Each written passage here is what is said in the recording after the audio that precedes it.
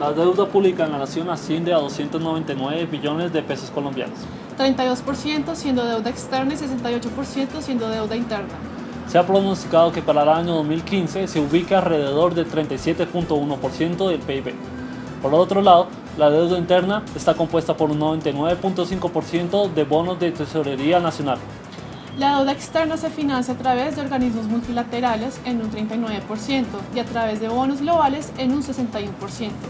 En esta edición especial entrevistaremos a profesionales en el tema que nos hablarán acerca de la deuda colombiana y nos darán sus opiniones al respecto. ¿Sabe usted si Colombia alguna vez ha declarado el repudio a la deuda o si ha suspendido su servicio de la deuda? Pues Colombia, a diferencia de otros países latinoamericanos como por ejemplo Argentina, Colombia siempre ha sido muy juicioso en el pago de su deuda externa y siempre ha mantenido un manejo macroeconómico bastante bueno y nunca ha repudiado o ha dicho que no va a pagar. Inclusive, por ejemplo, en una época Pablo Escobar, en la época de finales de los 80s, comienzos de los 90s, Pablo Escobar ofreció que le pagaba la deuda externa al país y el gobierno colombiano obviamente no aceptó esa propuesta. Colombia siempre se ha caracterizado por pagar cumplidamente los servicios de la deuda. ¿Sabe usted cuál es el manejo que Colombia le ha dado a su deuda externa recientemente? Claro, la deuda externa pues claramente ha sido casi, en mi opinión, casi la parte favorita del gobierno como tal. Para febrero del 2015 la deuda externa llegó sobrepasó los 100 millones de dólares, equivalente al 25.3% del PIB.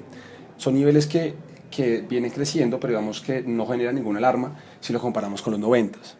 Durante los años 90 el nivel de deuda externa alcanzó a superar los 90%, llegó casi a ser el 100% del PIB. Lo que se observa en cuanto al manejo actual, bueno, digamos, hay un cambio de estrategia, digamos, en cuanto a la forma. Hace más o menos 2-3 años se empezaron a vender bonos de deuda pública en el exterior. O sea, eso es como una combinación de la forma de deuda interna combinado con deuda externa. Es decir, ya no se venden bonos únicamente a los colombianos, sino que se usan esos bonos de deuda pública para venderse en mercados extranjeros y tener un acceso más fácil a capitales externos. ¿Si le parece más beneficioso para el país que se endeude interna o externamente? Como todo en la economía, es totalmente relativo. En algunos momentos es mucho más beneficioso endeudarse en el exterior que de forma interna. Esto se puede definir básicamente por las tasas de interés. Cuando el endeudamiento interno es muy costoso, pues sale muy beneficioso el externo como tal. Pero esto ya se tiene que mirar en otros términos y es en términos soberanos, ya que cuando nos endeudamos en el exterior, pues estamos cediendo un poco de nuestra soberanía, ya que nosotros no vamos a poder controlar el destino de estos bonos, no vamos a poder controlar exactamente quién los tiene y la deuda soberana como tal se rige bajo una legislación diferente a la nacional, por lo general bajo la legislación de Nueva York. Profesor, ¿y qué opina usted acerca de que el Fondo Monetario Internacional nos preste dinero, pero que coloque los parámetros de política monetaria dentro del país? Pues más que una cuestión de opinión, pues es una realidad. Definitivamente cuando una entidad multilateral como el Fondo Monetario Internacional tiene los suficientes recursos, pues está en el deber de exigir que los países utilicen esos recursos para lo que de verdad se necesita.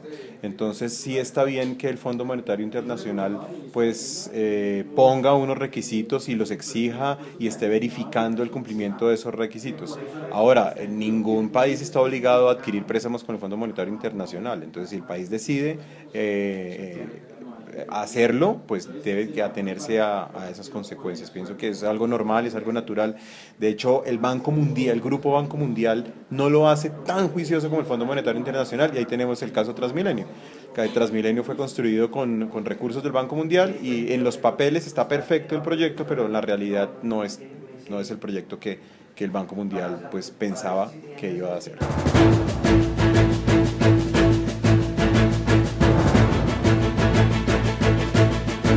¿Qué tan grande ha sido el impacto de la devaluación reciente de la tasa de cambio sobre la deuda externa, tanto privada como pública? Sí, por supuesto la encarece. Hay que tener en cuenta también el movimiento que ha tenido la tasa de cambio. Repito, se fue de 1950 por encima de 2600, ahora está por debajo de 1400. Y hay razones para pensar de que la tasa de cambio, llamémosla promedio, va a ser más alta de lo que era en el pasado, porque los precios de los principales productos de exportación son más bajos y porque el país tiene un déficit de cuenta corriente. Entonces, es de esperar que la devaluación, que haya una devaluación y una devaluación que sea importante. No solo es de esperar, sino que es benéfico para la economía colombiana. Eso es una parte importante del mecanismo de ajuste a los cambios en las condiciones internacionales. Y eso encarece la deuda. Habrá algunos que están cubiertos. ¿Y qué significa eso? Habrá algunos que al mismo tiempo que tienen que hacer pagos en dólares, reciben ingresos en dólares o se cubrieron con instrumentos financieros para defenderse de esa devaluación.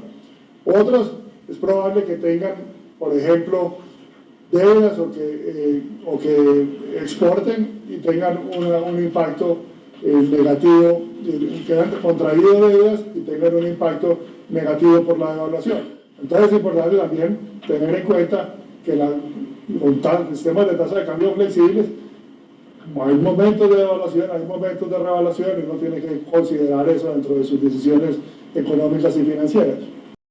Para usted, ¿qué tan grande ha sido el impacto que ha tenido la devaluación reciente de la tasa de cambio sobre el costo de la deuda pública y si usted considera que esos costos podrían eventualmente generar inflación? Bueno, lo primero que hay que decir es que Colombia desde el año 99 tiene una tasa de cambio flexible y antes que ser un costo yo creo que es muy importante la señal, porque al caer los precios del petróleo, al haber menos ingresos de divisas por petróleo de exportación, la tasa de cambio se devalúa y va a promover otras exportaciones y va también a frenar un poco las importaciones. Yo creo que eso es lo primero y es bueno. Segundo, como lo mencionó el gerente del Banco de la República acá, claro que la devaluación va a implicar un aumento en el costo del servicio de la deuda, pero este no es un costo, digamos, que no se pueda pagar. Colombia tiene reservas internacionales bastante grandes. Colombia, digamos, que está lista para enfrentar, digamos, las implicaciones de esa caída de los precios del petróleo. También, obviamente, la devaluación se transmite en mayores precios, pero esa transmisión es relativamente baja. Fíjese que el gerente estaba diciendo es un 5% o un 10%. Esto implica que por cada 10% que se devalúe, te puede aumentar los precios en un 1%. Pues yo creo que los beneficios de tener una tasa de cambio flexible superan los costos como los de servicio de la deuda o la transmisión sobre inflación.